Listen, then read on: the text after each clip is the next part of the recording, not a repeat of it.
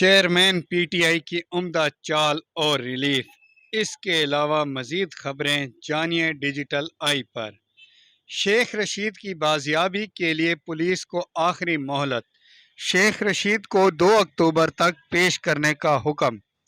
Pakistani squad نے علامہ Iqbal airport سے Dubai کی طرف اڑان بھری، جہاں سے وہ انڈیا جائیں گے۔ 15 رکنی اسکواڈ اور 3 ریزرو کھلاڑی شامل ہیں۔ کوچ مکی آرتھر انڈیا میں ٹیم کو جوائن کریں گے۔ کپتان بابر اعظم کا اپنی ٹیم پر مکمل اطمینان کا اظہار اور بھارت کے خلاف عمدہ کارکردگی دکھانے کا عزم۔ بھارت کے خلاف میچ کا کوئی دباؤ نہیں، نسیم شاہ کی غیر موجودگی محسوس کریں گے۔ پہلا وارم اپ میچ جمعے کو نیوزی لینڈ کے خلاف ہوگا۔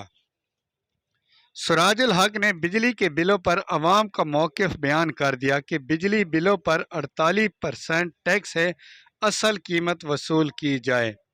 شاہ محمود قریشی کا بیان کہ اگر پی ٹی آئی کو الیکشن نہ لڑنے دیا گیا تو ان انتخابات کی کوئی ویلیو نہیں ہوگی۔ چیئرمین پی ٹی آئی کی اٹک جیل سے اڈیالہ جیل منتقلی۔ اڈیالہ جیل میں قائد پی ٹی آئی کے لیے خصوصی سیل قائم۔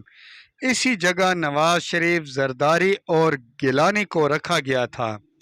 چیئرمین پی ٹی آئی کے جوڈیشنل ریمانڈ میں 10 اکتوبر تک توسیع۔ سائفر کیس میں ایف آئی اے کو جلد چالان جمع کرانے کا حکم دے دیا گیا عدالت کی طرف سے۔